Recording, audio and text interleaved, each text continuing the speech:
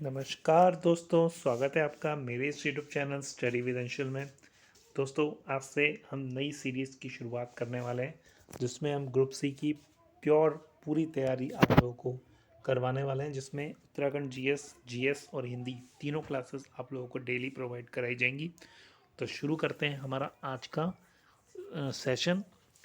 इस सेशन में हम लोग लूसेंट जी के बुक जो है उसको कवर करेंगे। उसके वन लाइनर से हम जितने क्वेश्चन बना सकते हैं हम उतने क्वेश्चन बना के आप लोगों को प्रोवाइड करेंगे, ताकि आप लोगों को एग्ज़ाम में किसी भी हालत में दिक्कत ना हो। ठीक है, हम जितने भी क्वेश्चन इधर उधर से मतलब जैसे भी बन सकते हैं हम उतने क्वेश्चन आप लोगों को बना के देंगे। ठीक है, तो शुरू करते हैं हमारा आज का पहला चैप्टर, भारतीय प्राचीन इतिहास के स्रोत। ठीक है, आगे आने वाले एग्ज़ाम बहुत सारे हैं, लेखपाल भर्ती परीक्षा है और गन्ना पर्यवेक्षक की भी फॉर्म आने वाले हैं। तो कई फॉर्म की परीक्षा होने वाली है और कई फॉर्म आने वाले हैं। तो हम कोशिश ये करेंगे कि आपको ज़्यादा से ज़्यादा क्वेश्चन डेली करा सकें।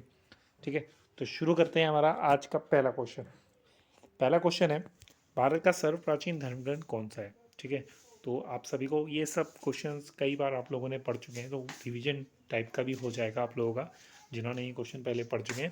भारत का सर्व प्राचीन धर्म ग्रंथ कौन सा है, वो है वेद। क्या है, वेद। ठीक है, नेक्स्ट क्वेश्चन, वेद के संकलनकर्ता किसको माना जाता है। वेद के संकलनकर्ता किसको माना जाता है, महर्षि द्वैपायन वेद व्यास को। ठीक है, नेक्स्ट क्वेश्चन है, वेद उपदेश देता है किसको देता है, वेद उपदेश किस चीज़ का उपदेश देता है, वसुधैव कुटुंबकम का। किसका, वसुधैव कुटुंबकम का। नेक्स्ट क्वेश्चन है, चारों वेदों के नाम, आपको पता है वेद चार होते हैं और चारों वेदों के नाम कौन से हैं, ऋग्वेद, यजुर्वेद, सामवेद, अथर्ववेद। ठीक है, नेक्स्ट क्वेश्चन है, चारों वेदों को क्या कहा जाता है। देखिए अब यही क्वेश्चन आप लोगों को घुमा देता है। तो चारों वेदों को संहिता कहा जाता है। क्या कहा जाता है, संहिता। नेक्स्ट क्वेश्चन है, ऋचाओं के क्रमबद्ध ज्ञान को क्या कहते हैं। देखिए थोड़ा सा गलत लिख दिया है मैंने। ऋचाओं के क्रमबद्ध ज्ञान को कहते हैं ऋग्वेद। क्या कहते हैं, ऋग्वेद। ऋचाओं के क्रमबद्ध ज्ञान को क्या कहते हैं, ऋग्वेद। नेक्स्ट क्वेश्चन है, ऋग्वेद में कितने मंडल, कितने सूक्त, वे कितनी ऋचाएं हैं। तो 10 मंडल हैं, 1028 सूक्त हैं और 10,462 ऋचाएं हैं अकॉर्डिंग टू लूसेंट। ठीक है, अभी हम किसी और बुक्स का अध्ययन करेंगे। अभी हम जैसे आगे आने वाली फीचर में हम किरण पब्लिकेशन को भी लेंगे, हम महेश बंडवाल की एनसीईआरटी को भी लेंगे, हम परीक्षा की अन्य बुक्स का भी अध्ययन करेंगे। तो उनमें कुछ और दिए हुए हैं, कुछ और फैक्ट्स हैं। तो ऋचाएँ ज़्यादा पूछी नहीं जाती हैं, खाली मंडल और सूक्त पूछे जाते हैं। ऋचाओं में अलग अलग जगहों पे अलग अलग हैं, कहीं पे 10,564 लिखा हुआ है, कहीं 10,462 लिखा हुआ है। तो इस पर ज़्यादा गौर नहीं करना है। हम लोगों को वो क्वेश्चंस देखने हैं जिन क्वेश्चंस का एग्ज़ाम में आना तय माना जाता है। नेक्स्ट है, ऋग्वेद की ऋचाओं को पढ़ने वाले ऋषि को क्या कहते हैं, होत्र कहते हैं। ठीक है, क्या कहते हैं, होत्र। जो ऋग्वेद की ऋचाओं को पढ़ने वाले ऋषि होते थे इनको क्या कहा जाता था, होत्र कहा जाता था। ठीक है, नेक्स्ट क्वेश्चन है, ऋग्वेद की जानकारी मिलती है, ऋग्वेद से किस चीज़ की जानकारी मिलती है, आर्यों के राजनीतिक प्रणाली तथा इतिहास। ठीक है, हम वन लाइनर को जितना ज़्यादा रिकॉल करेंगे, जितना ज़्यादा पढ़ेंगे, हमारे एग्ज़ाम में क्वेश्चन आने की और क्वेश्चन सही होने की संभावना बढ़ जाती है। ठीक है, तो हम कोशिश करेंगे कि आप लोगों को लगातार इनको रिकॉल कराएं। ठीक है, नेक्स्ट क्वेश्चन है, ऋग्वेद के तीसरा मंडल किसके द्वारा रचित है। तो तीसरा मंडल ऋग्वेद का विश्वामित्र द्वारा रचित है। किसके द्वारा, विश्वामित्र के द्वारा रचित है। नेक्स्ट क्वेश्चन, ऋग्वेद का तीसरा मंडल किसको समर्पित है। बहुत बढ़िया क्वेश्चन है, सूर्य देवता सावित्री को।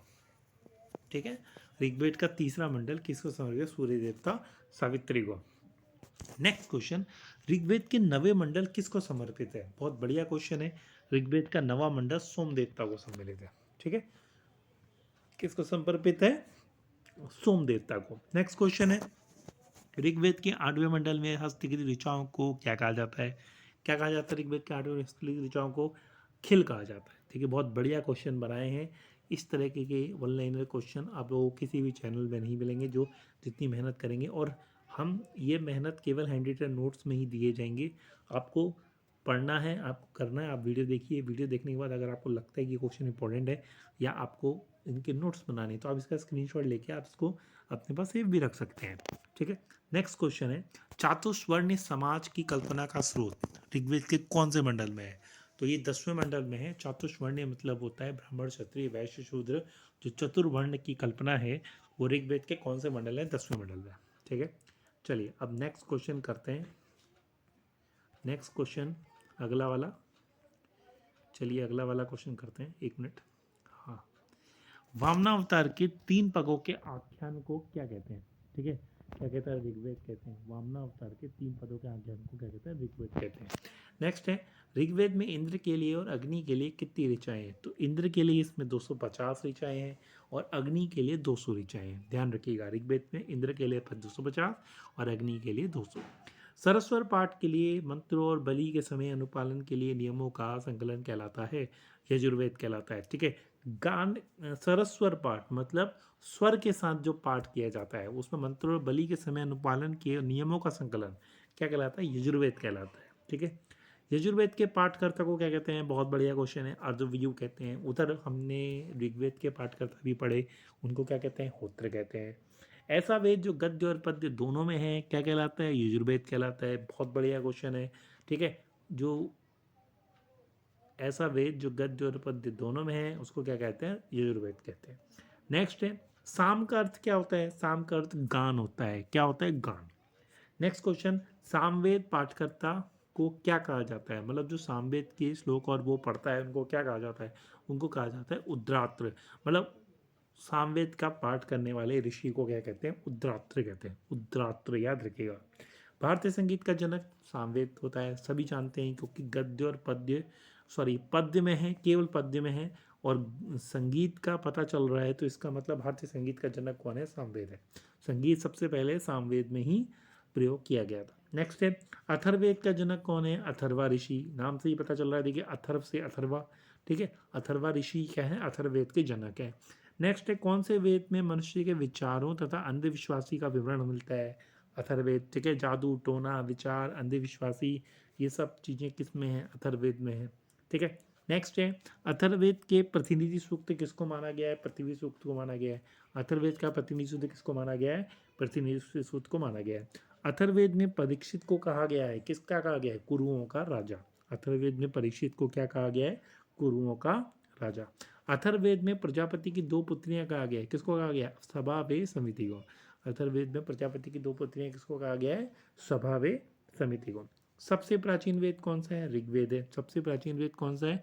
ऋग्वेद है, सभी जानते हैं। ठीक है, चलिए अब नेक्स्ट स्लाइड की ओर बढ़ते हैं। नेक्स्ट स्लाइड है हमारे पास ये वाली। क्या है? सबसे नया वेद कौन सा है? ठीक है, सबसे नया वेद कौन सा है? अथर्ववेद। सबसे नया वेद कौन सा है? सबसे पुराना वेद ऋग्वेद है, सबसे नया वेद अथर्ववेद है। वेदों को भली भांति समझने के लिए रचना हुई, किसकी रचना हुई? वेदांग की। ठीक है, वेदों को भली भांति समझने के लिए किसकी रचना हुई? वेदांग की। वेदांग की संख्या कितनी है? 6 है, सभी जानते हैं। 6 वेदांगों के नाम कौन से हैं? शिक्षा, ज्योतिष, कल्प, व्याकरण, निरुक्त और छंद। शिक्षा, ज्योतिष, कल्प, व्याकरण, निरुक्त और छंद। ठीक है बच्चों, नेक्स्ट क्वेश्चन देखिए। भारतीय ऐतिहासिक कथाओं का क्रमबद्ध विवरण मिलता है, किसमें मिलता है? भारतीय ऐतिहासिक कथाओं का क्रमबद्ध विवरण मिलता है पुराणों में। किसमें मिलता है? पुराणों में। पुराणों के रचयिता कौन है? तो पुराणों के रचयिता 2 हैं, लोमहर्ष और उनके पुत्र उग्रश्रवा। लोमहर्ष और उनके पुत्र उग्रश्रवा। पुराणों की संख्या कितनी है? पुराणों की संख्या 18 है। कितनी है? 18। और सबसे पुराना पुराण कौन सा है? मत्स्य पुराण है। सबसे पुराना पुराण कौन सा है? मत्स्य पुराण है। और किनको वेद पढ़ने की अनुमति नहीं थी? वैदिक काल की बात हो रही है, किनको वेद पढ़ने की अनुमति नहीं थी? स्त्रियां और शूद्रों को वेद पढ़ने की अनुमति नहीं थी। नेक्स्ट क्वेश्चन आ रहे हैं, क्वेश्चन नंबर 38। स्त्रियों की सर्वाधिक गिरी हुई स्थिति प्राप्त होती है, किससे प्राप्त होती है? मैत्रायणी संहिता से। ठीक है, किससे प्राप्त होती है? मैत्रायणी संहिता से। नेक्स्ट क्वेश्चन है, स्त्री को पुरुष का अर्धांगिनी कहा गया है, किसमें कहा गया है? कौन से ब्राह्मण में कहा गया? शतपथ ब्राह्मण में। कौन से ब्राह्मण में कहा गया? शतपथ ब्राह्मण में। नेक्स्ट क्वेश्चन है, स्मृति ग्रंथों में सबसे प्राचीन स्मृति कौन सी है? बहुत बढ़िया क्वेश्चन है। तो प्राचीन स्मृति है मनुस्मृति। कौन सी है? मनुस्मृति। नेक्स्ट क्वेश्चन, मनुस्मृति किस काल का ग्रंथ है? बहुत बढ़िया क्वेश्चन है। मनुस्मृति शुंग काल का ग्रंथ है। ठीक है, मैं सारे क्वेश्चन बना के ला रहा हूँ, ये बात ध्यान रख लीजिएगा। अगर हमारा एग्जाम में क्वेश्चन आएगा तो इन्हीं नोट्स से क्वेश्चन आएगा, इससे बाहर कोई क्वेश्चन नहीं आएगा, इतना ध्यान रखिएगा। मैं बहुत डीपली जाके अंदर घुस के जो उसका एक लाइन है उसका एक क्वेश्चन बना दे रहा हूँ, अब वो क्वेश्चन आप लोगों के एग्जाम में टकराने की पूरी संभावना रखता है, पूरी ताकत रखता है। ठीक है, नेक्स्ट क्वेश्चन है नारद स्मृति किस काल की जानकारी देता है? तो नारद स्मृति जानकारी देता है गुप्त युग की। कितनी, कौन से युग की? गुप्त युग की। नेक्स्ट क्वेश्चन है बुद्ध के पूर्व जन्म की कहानी वर्णित है? किसमें वर्णित है? बुद्ध के पूर्व जन्म की कहानी जातक में। किसमें वर्णित है? जातक में। नेक्स्ट क्वेश्चन हीनयान का प्रमुख ग्रंथ कौन सा है? तो हीनयान का प्रमुख ग्रंथ है कथावस्तु। कौन सा है? कथावस्तु। ठीक है, नेक्स्ट क्वेश्चन है कथावस्तु में क्या वर्णित है? तो कथावस्तु में महात्मा बुद्ध का जीवन चरित्र वर्णित है। ठीक है, कथावस्तु में महात्मा बुद्ध का जीवन चरित्र क्या है? वर्णित है। ठीक है, चलिए ये स्लाइड भी कंप्लीट हो गई। अब अगला स्लाइड और लास्ट स्लाइड है मेरे पास। आज इतने ही क्वेश्चन करेंगे और आप मुझे बताएंगे कि किस तरीके से क्वेश्चन हमारे हो रहे हैं। हम एक दिन में 150-200 क्वेश्चन कवर कर लेंगे, इतना ध्यान रखिएगा। बस मेरा आप साथ दीजिएगा। कल से मैं आप लोगों के लिए पूरे 30 मिनट की वीडियो बना के लेकर आऊँगा। लगभग 150 क्वेश्चन। अगर हम 10-11 मिनट में, 12 मिनट में अगर हम 50 क्वेश्चन कर लेने, तो इसका मतलब हम 30 मिनट में कम से कम 150 क्वेश्चन कर लेंगे। ठीक है, और आप इसकी स्क्रीनशॉट लेते रहिए, पढ़ते रहिए, लगातार उसको वीडियोस को देखते रहिए। आप लोगों को ऐसे ही याद हो जाना है। आप लगातार वीडियोस देखते रहिए, मेरी लगातार देखते रहिए। आपको ऐसे ही देखते देखते ही याद हो जाएगा कि कितने क्वेश्चन हम कर पा रहे हैं लास्ट में। ठीक है, नेक्स्ट है जातक में वर्णित है। जातक में क्या वर्णित है? बुद्ध के पूर्व जन्म की कहानी। नेक्स्ट क्वेश्चन जैन साहित्य को क्या कहा जाता है? जैन साहित्य को आगम कहा जाता है। क्या कहा जाता है? आगम। का जैन धर्म का प्रारंभिक इतिहास कहाँ से प्राप्त होता है? कल्प सूत्र से। ठीक है, कल्प सूत्र जो भद्रबाहु का लिखा हुआ है, इनका जैन धर्म का प्रारंभिक इतिहास वहाँ से प्राप्त होता है। किससे? कल्प सूत्र से।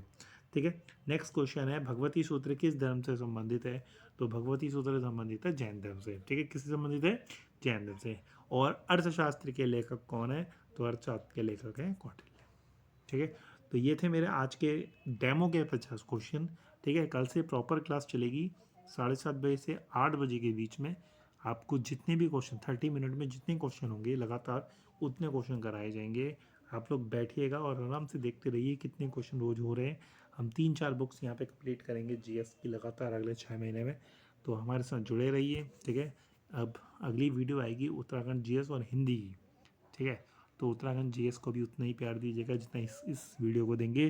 तब तक के लिए thank you, have a nice day. Channel को लाइक शेयर सब्सक्राइब जरूर कीजिएगा। आपके प्यार का आकांक्षी study with Anshul. Bye bye.